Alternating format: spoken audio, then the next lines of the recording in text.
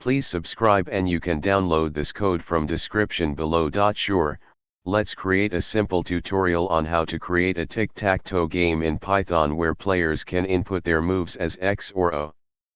We'll use a 3x3 grid to represent the tic-tac-toe board. This code initializes the tic-tac-toe board, displays it after each move, checks for a win or a tie, and allows players to input their moves. It's a simple console-based game, and you can run it in a Python environment. Just copy and paste the code into a Python file and execute it to play the game. ChatGPT